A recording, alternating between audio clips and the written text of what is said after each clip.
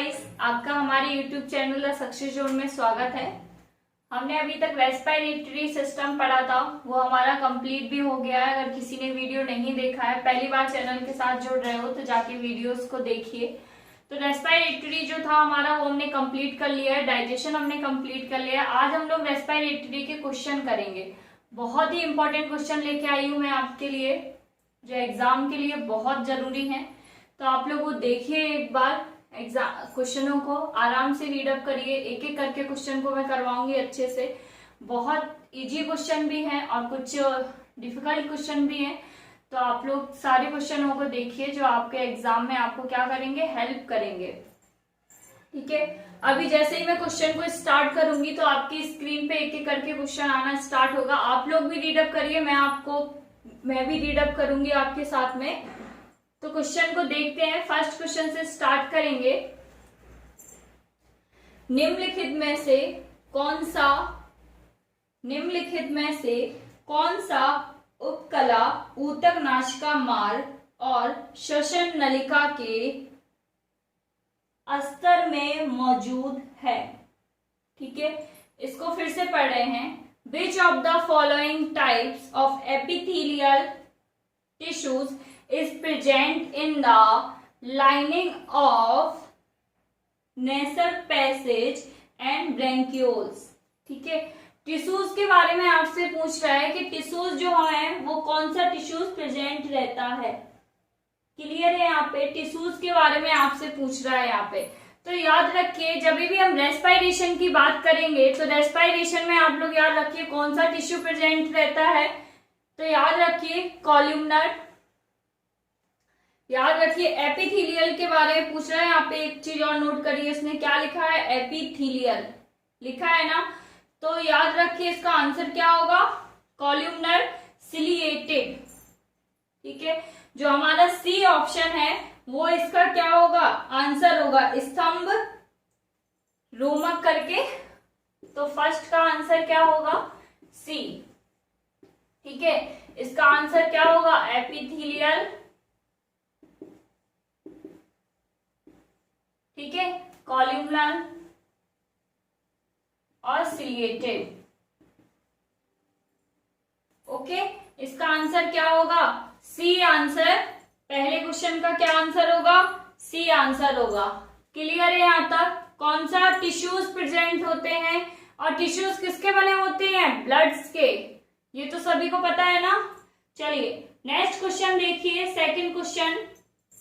The most prominent cartilage क्या है यहाँ पे, the most prominent cartilage found in larynx is known as. कंठ में कौन सी उपस्थित होती है? आपसे क्या बोल रहा है, कंठ में कौन सी उपस्थित होती है? ऑप्शन देखिए, थायराइड। सेकंड ऑप्शन है एस्थेनॉइड। थर्ड ऑप्शन है एपिग्लॉटिस। एंड हमारा लास्ट ऑप्शन क्या है, कैरिकॉइड। लास्ट ऑप्शन क्या है, कैरिकॉइड। ठीक है, cartilage found in the larynx. लैरिंग्स की बात कर रहा है। लैरिंग्स क्या होता है, कंठ, जिसको हम लोग बोलते हैं। क्लियर है यहाँ तक, लैरिंग्स तक? देखिए उसमें क्या बोला, कार्टिलेज मतलब हड्डी के बारे में बोला, तो मतलब कोई ग्लैंड या इस प्रकार का कुछ ऑर्गन्स होगा। ठीक है, एपिग्लॉटिस मैंने आपको बताया था वो किस चीज का पार्ट होता है, फेरिंग्स का पार्ट होता है। क्लियर है? यहाँ पे पूछ किसके बारे में रहे हैं, लैरिंग्स के बारे में रहे, तो इसका आंसर क्या जाएगा, ए जाएगा। थायराइड क्या जाएगा, ए आंसर जाएगा इसका। क्लियर है यहाँ पे? तो सेकंड का आंसर क्या होगा, ए। सभी को क्लियर है? सेकंड का आंसर क्या होगा, ए आंसर होगा। चलिए नेक्स्ट क्वेश्चन देखिए। Which metal ion is present in Hb? क्या पूछ रहा है, कौन सा मेटल आयन है जो Hb में प्रेजेंट है? आयन पूछा है आपसे, Hb हमारा क्या होता है, हीमोग्लोबिन। सभी को पता है ना, वरना समझे कि Hb कौन सा दे दिया, क्या दे दिया। तो Hb क्या है यहाँ पे, हीमोग्लोबिन। ठीक है, हीमोग्लोबिन। देखिए हीमो टर्म्स अगर हम इसको ब्रेक करें तो हीमो का मतलब होता है लोह तत्व से।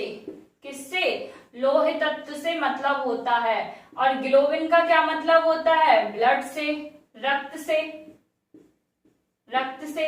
क्लियर है यहाँ पे, हीमोग्लोबिन, हीमो का मतलब किससे होगा, लोह तत्व से, और इसका किससे होगा, ब्लड से। आपसे क्या पूछ रहा है, हीमोग्लोबिन में आयरन पूछ रहा है। जब हीमो का मतलब ही लोह तत्व से है तो इसमें कौन सा आयरन होगा, लोहा प्रेजेंट होगा। कौन सा होगा, लोहा प्रेजेंट होगा। अब ऑप्शन में आप लोग देख लीजिए लोहा कहाँ पे है, तो कहाँ पे है आपका लोहा, ऑप्शन के सी में। कहाँ पे है, सी में। ठीक है, तो तीसरे का क्या हो जाएगा, सी हो जाएगा। क्या हो जाएगा, सी हो जाएगा। नेक्स्ट क्वेश्चन स्क्रीन पे पढ़िए। अब क्या पूछ रहा है, एक्सचेंज ऑफ गैसेस। ठीक है, गैसों का आदान प्रदान बिटवीन, किसके बीच में पूछ रहा है, ब्लड एंड सेल, रक्त के और कोशिकाओं के बीच में, उसको क्या कहते हैं। मतलब रक्त तथा कोशिका के बीच गैसों के आदान प्रदान को क्या कहा जाता है। ऑप्शन देखिए, ऑक्सीजनन। क्या है ऑप्शन में, ऑक्सीजनन। ठीक है, ऑक्सीजनन क्या होता है, ऑक्सीकरण होता है। क्लियर है यहाँ पे। नेक्स्ट ऑप्शन में क्या है, एक्सटर्नल रेस्पिरेशन। एक्सटर्नल रेस्पिरेशन का मतलब है बाहर श्वसन। ठीक है, बाहरी श्वसन। थर्ड ऑप्शन क्या है इसका, इंटरनल रेस्पिरेशन। ठीक है, फोर्थ ऑप्शन इसका क्या है, एक्सक्रीशन। क्या है, एक्सक्रीशन है इसका फोर्थ ऑप्शन। अब अगर आप लोगों ने गौर से देख रहे होंगे तो एक चीज देखिए, यहाँ पे जो ऑप्शन में एक्सक्रीशन दिया है वो तो किसी काम का ही नहीं है, क्योंकि एक्सक्रीशन का मतलब क्या होता है, उत्सर्जन होता है। क्लियर है, यहाँ पे एक्सक्रीशन का मतलब क्या होता है, उत्सर्जन होता है। तो क्लियर है, वहां पे तो वो उसका आंसर होगा नहीं। अच्छा अब देखिए कि इसका आंसर होगा क्या फिर, ऑक्सीजनेसिस होगा, एक्सटर्नल रेस्पिरेशन होगा, इंटरनल रेस्पिरेशन होगा। तो इसका आंसर क्या होगा, सी होगा। क्या होगा, सी, इंटरनल रेस्पिरेशन। क्यों होगा, अंत श्वसन क्यों होगा इसका, देखिए ब्लड का और कोशिकाओं का पूछा है आपसे, है ना। गैसों का एक्सचेंज आपसे कहाँ पूछ रहा है, ब्लड में और कोशिकाओं में पूछ रहा है। तो एक चीज याद रखिए, ब्लड से कोशिकाओं में जो गैसों का आदान प्रदान है वो कौन करा रहा होता है, लंग्स में एल्वेलाई करा रहा होता है ना। वही तो है जो हमारा वो क्या करता है, ब्लड जो वेसल्स होती है उनको लेके जाता है ऑक्सीजन, है ना। तो यहाँ पे क्या हो जाएगा, इंटरनल रेस्पिरेशन हो जाएगा। क्या हो जाएगा, इंटरनल रेस्पिरेशन हो जाएगा। क्लियर है, यहाँ तक फोर्थ का आंसर क्या हो गया, सी। नेक्स्ट क्वेश्चन देखिए, साइनस का अर्थ है, साइनस के बारे में पूछ रहा है। साइनस का अर्थ है, what do you mean by sinus, दो अस्थियों के बीच की जगह, अस्थि के बीच गुहा, दो ऊतकों के बीच की जगह, दो फेफड़ों के बीच की जगह। क्वेश्चन रीड अप करिए आप लोग, क्वेश्चन पढ़िए, देखिए इसका आंसर। आपसे पूछा है साइनस के बारे में, तो पूछा है दो अस्थियों के बीच की जगह। यहाँ पे नोट करके आप लोग कॉपी में नोट कर लीजिए, नोट करके एक पॉइंट लिखिए, साइनस को दो अस्थियों के बीच की गुहा कहा जाता है। क्या कहा जाता है, अस्थियों के बीच की गुहा कहा जाता है। क्लियर है यहाँ पे, इसका आंसर क्या होगा, बी आंसर होगा। नोट करके लिखिए, साइनस क्या होता है, अस्थि के बीच की गुहा होती है।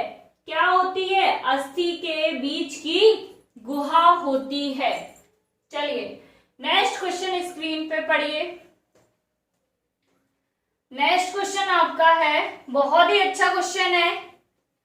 देखिए, total number of lobes found in right lung. कि आपसे क्या पूछा है, जो हमारा दाहिना फेफड़ा है ना, उसमें कितनी पालियां होती हैं। पालियां का क्या मतलब है, देखिए दाहिना फेफड़ा जो इस तरीके से बने रहते हैं, क्लियर है, इस तरीके से क्या होते हैं, हमारे फेफड़े होते हैं। ए नीचे साइड में क्या बना रहता है, डायफ्रायगम बना रहता है, यहाँ पे क्या रहता है, लोकेटेड हार्ट रहता है। ऐसा करके उस डायग्राम होता है। तो लोब्स पूछ रहे हैं आपसे, पालियां पूछ रहे हैं, तो याद रखिए, देखिए क्वेश्चन में आपसे क्या पूछ रहा है, दाहिने फेफड़े में कितनी पालियां होती हैं। तो याद रखिए जो दाहिना फेफड़ा होगा उसमें 1, 2 और ये 3 पालियां होंगी। और वहीं अगर हम लेफ्ट की बात करेंगे तो कुछ इस तरीके से होगा, 2 पालियों में होगा। तो हमेशा याद रखिए, हमेशा आप लोग क्या याद रखेंगे, अगर आपसे फेफड़ों के पालियों के बारे में पूछा जा रहा है तो याद रखिए जो राइट का अगर आपसे पूछे तो आंसर क्या जाएगा 3, और अगर लेफ्ट का आपसे पूछे तो आंसर क्या जाएगा 2। ठीक है, अब ऑप्शन में आपसे क्या, क्वेश्चन में क्या पूछ रहा है, राइट के बारे में। ऑप्शन देखिए 3 कहां पे है, देखिए ऑप्शन बी में कितना दिया है, 3 दिया है, तो इसका आंसर क्या हो जाएगा, बी हो जाएगा। क्लियर है, यहाँ पे इतना समझ में आ रहा है सभी को, क्वेश्चन सभी के क्लियर हो रहे हैं ना। अगर देखिए किसी भी प्रकार का कोई भी डाउट आपके मन में आ रहा है, कोई भी क्वेश्चन में कोई भी दिक्कत आपको आ रही है, तो आप लोग कमेंट बॉक्स में जाके कमेंट कर सकते हैं। एक्सप्लेनेशन में कोई दिक्कत आ रही है तो आप वो भी बता सकते हैं। अगर आपको कोई और एडिशनल क्वेश्चन आपको पुटअप करना है, आपको कुछ डाउट्स हैं वो आपको पूछने हैं, तो आप वो भी पूछ सकते हैं। नेक्स्ट क्वेश्चन देखिए, इफ द वोकल कॉर्ड्स, ठीक है, वोकल कॉर्ड्स के बारे में आपसे पूछा है, वोकल कॉर्ड्स बोलने की, ठीक है, तो हमारी वो कौन सी होगी, ट्रेकिया होगी वोकल कॉर्ड्स। ठीक है, बिगिन टू ग्रो लॉन्गर, अगर ये लंबी हो गई है, then pitch of the voice will be, अगर स्वर रज्जु लंबाई में बढ़ती है तो ध्वनि की स्वर मान कैसी होगी। क्लियर है, यहाँ पे ध्वनि कैसी होगी, अगर ये बढ़ जाएगी तो ध्वनि कैसी होगी, कम होगी। अगर पिच बढ़ जाएगा तो ध्वनि कैसी होगी, कम होगी। अगर पिच कम होगा तो ध्वनि कैसी होगी, तेज होगी। क्लियर है, यहाँ पे देखिए अगर जो हमारी वोकल कॉर्ड है, जो हमारी स्वर रज्जा है, अगर इसकी लंबाई बढ़ जाएगी तो पिच क्या हो जाएगी, कम हो जाएगी। ठीक है, और अगर इसकी लंबाई कम हो जाएगी तो पिच क्या होगी, बढ़ जाएगी। इसीलिए आपने नोटिस किया होगा मेल्स की जो पिच होती है वो क्या होती है, कम, और फीमेल्स की जो पिच होती है वो क्या होती है, ज्यादा।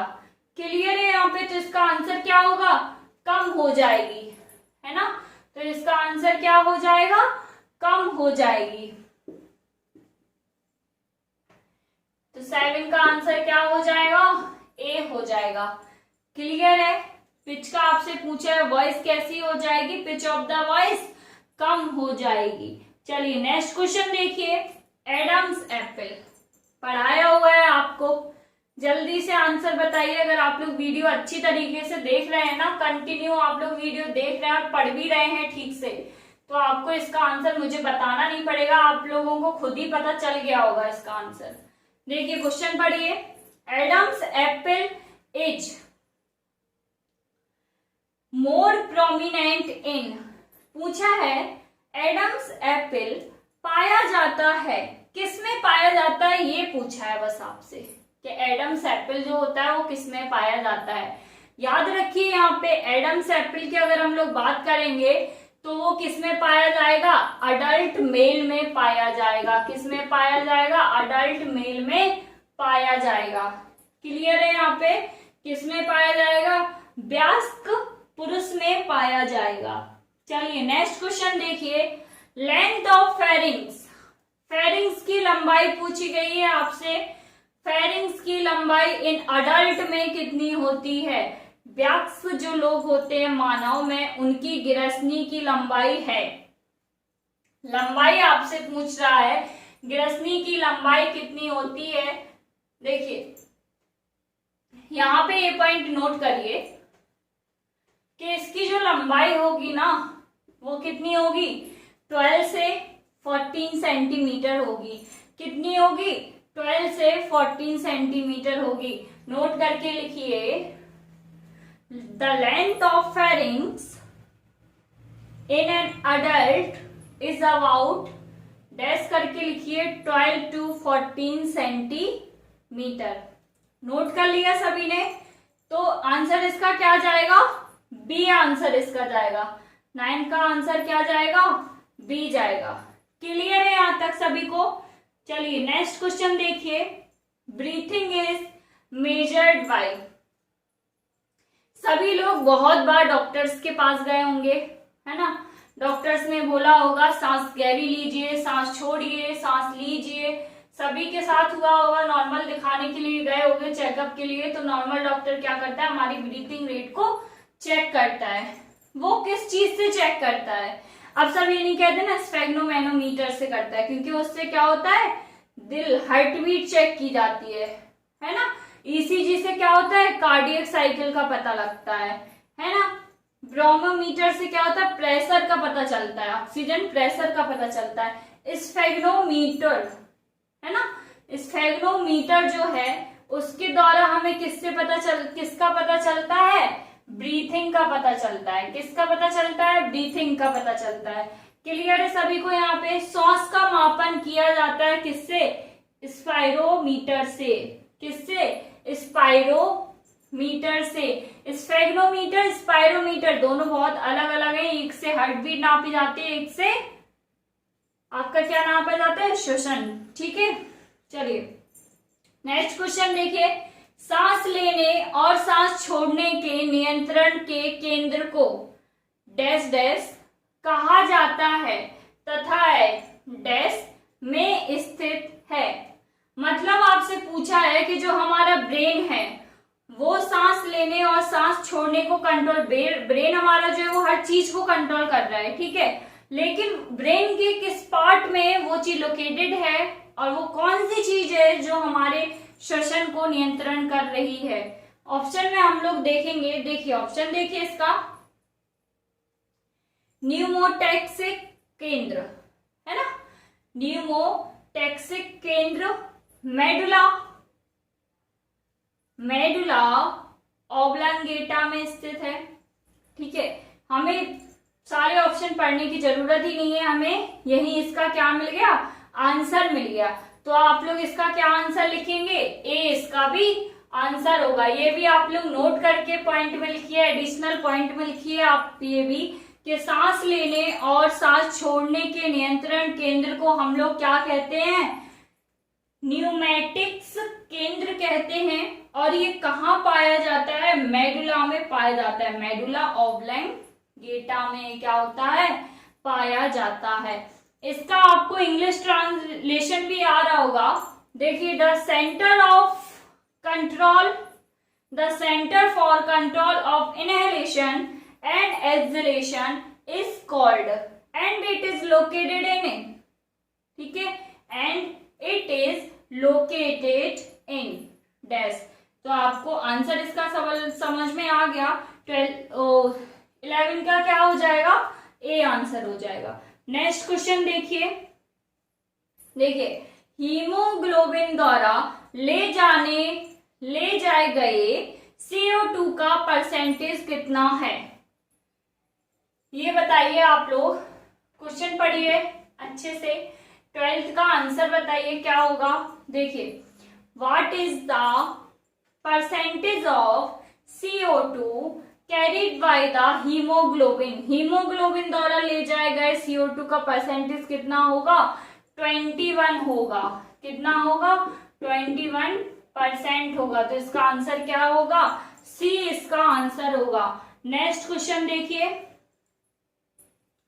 देखिए, मानव शरीर में कार्बन डाइऑक्साइड के आंशिक दबाव में वृद्धि डैश का कारण बनती है।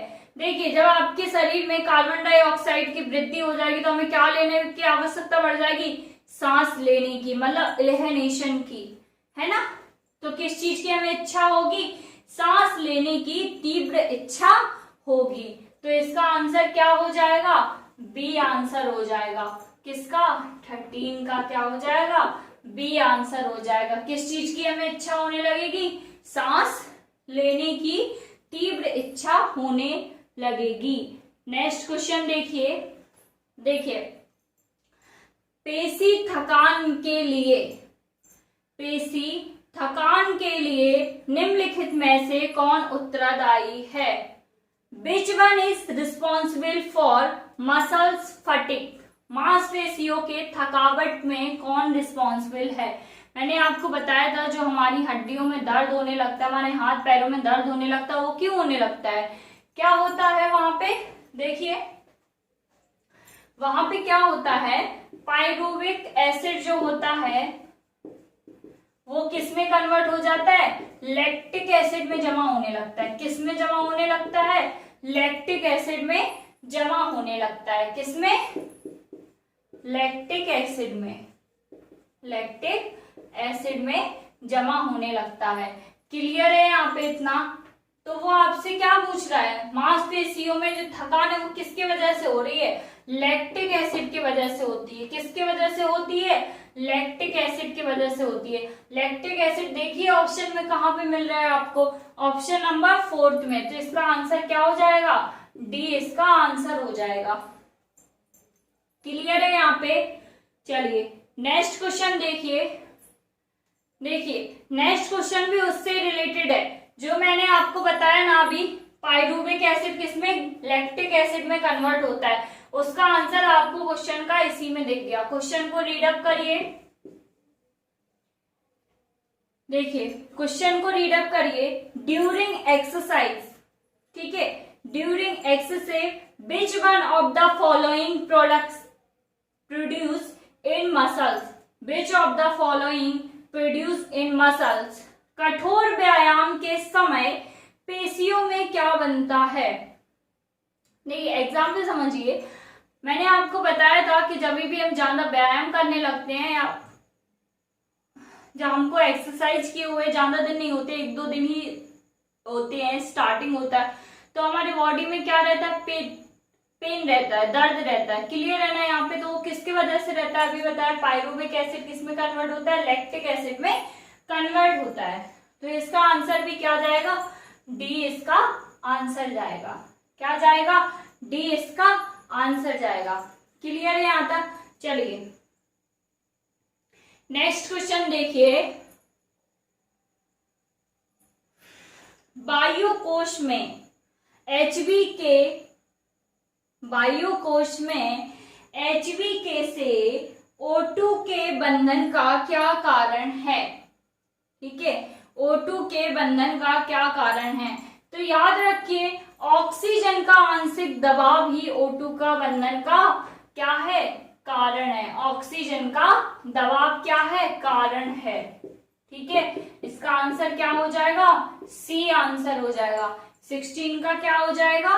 सी आंसर हो जाएगा। नेक्स्ट क्वेश्चन देखिए, देखिए फिर से आपसे पूछा है, क्या पूछा है? एडमास एप्पल है ना, इज फॉर्म्ड बाय, किसके द्वारा बनाया है? और क्या पूछा है? And it is part of, और है किसका भाग है ना? हिंदी में देखिए एडमास एप्पल डैश द्वारा बनाया गया है और यह डैश का एक भाग है। ऑप्शन देखिए स्वर यंत्र और ग्रसनी, मतलब लैरिंग्स और स्वर यंत्र। ठीक है, सेकंड है आपसे थायराइड उपस्थि, थायराइड कार्टिलेज और लैरिंग्स। अभी मैंने आपको बताया था वहां पे कार्टिलेजनस बोन्स होती हैं। क्लियर है ना? और वो क्या लैरिंग्स में ही होता है, स्वर यंत्र में ही होता है। तो इसका आंसर क्या हो जाएगा? बी इसका आंसर हो जाएगा। क्या हो जाएगा? बी क्या हो जाएगा? इसका आंसर हो जाएगा। क्लियर है यहाँ पे? इतना चीज सभी को क्वेश्चन समझ में आ रहे हैं ना? चलिए नेक्स्ट क्वेश्चन देखिए। इन अ फॉलोइंग, ठीक है, in a following which is a function of nose in human being? निम्न में से नासिका का मनुष्य के अंदर क्या कार्य है? नोज का क्या क्या काम है। देखिए जो इन्होंने ऑप्शन दिए हम भी देखते हैं वो सब नोज के काम है या नहीं। अगर नहीं होंगे तो वो उसका आंसर हो जाएगा, और होंगे तो देखते हैं। ठीक है, क्या क्या कार्य है ये हमसे पूछे गए। आंतरिक सांस का छनन का, सही बात है, हम जो सांस ले रहे हैं उसका फिल्टर का काम कर रही है ना। तभी तो हमारे अंदर नोज में क्या म्यूकस रह जाता है, सारी चीजें बाहर ही रह जाती हैं, है ना।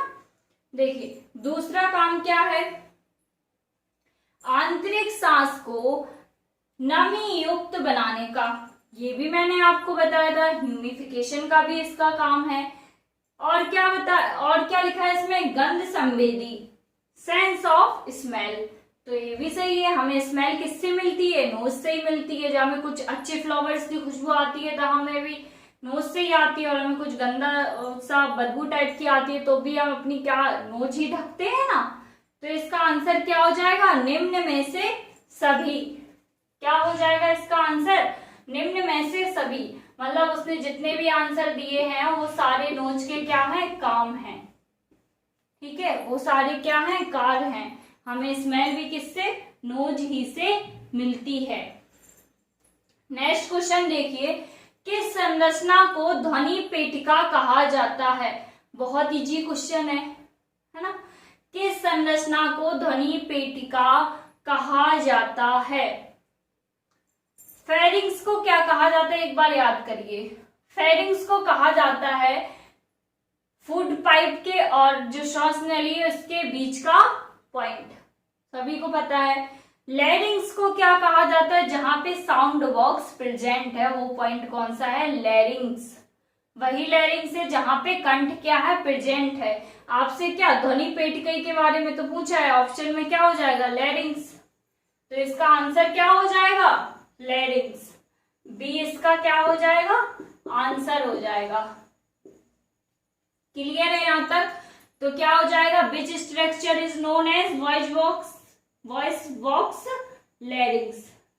ठीक है, चलिए नेक्स्ट क्वेश्चन देखिए, एक्सचेंज ऑफ गैसेस। क्या लिखा है, एक्सचेंज ऑफ गैसेस, गैसों के विनिमय के बारे में पूछा है। Exchange of gases between blood and lungs. अभी आपसे स्टार्टिंग में क्या पूछा था, क्वेश्चन को रिपीट करके देखिए वीडियो को। आपसे जब फिर से पूछा था एक्सचेंज ऑफ गैसेस के बारे में, तो वो किस किस के, ब्लड और सेल्स के बारे में पूछ रहा था, ब्लड और सेल्स के बीच में पूछ रहा था। तो हमने ऑप्शन में टिक क्या लगाया था, इंटरनल रेस्पिरेशन, जो हमारे अंदर की तरफ रेस्पिरेशन हो रहा है। अब आपसे क्या पूछ रहा है, ब्लड और लंग्स के में पूछ रहा है। तो इसका आंसर क्या जाएगा, एक्सटर्नल रेस्पिरेशन। क्या जाएगा, एक्सटर्नल रेस्पिरेशन। क्लियर है ना सभी को। पहले क्या पूछा था आपसे, ब्लड और उसके सेल्स के बारे में पूछा था, है ना। अभी आपसे क्या पूछ रहा है, ब्लड और लंग्स के फेफड़ों के बारे में पूछ रहा है। तो इसका आंसर क्या जाएगा, एक्सटर्नल रेस्पिरेशन, जबकि उसका आंसर क्या गया था, इंटरनल रेस्पिरेशन। सारे क्वेश्चन क्लियर है आप लोगों को, सभी क्वेश्चन बहुत ही अच्छे हैं। तो आप सारे क्वेश्चन देखिए, वीडियोज को एक दो बार देखिए तो आपको दिमाग में जो क्वेश्चन सारे होंगे ना वो आपके दिमाग में फिक्स हो जाएंगे। तो जब भी आप एग्जाम में वो क्वेश्चन देखेंगे तो आपको ना गलत होगा, आपको इजीली तरीके से याद भी रहेंगे वो क्वेश्चन, तो आप जल्दी से ज्यादा स्कोर कर पाएंगे। ओके, वीडियोस को लाइक करिए, चैनल को शेयर और सब्सक्राइब जरूर करिए। Thank you.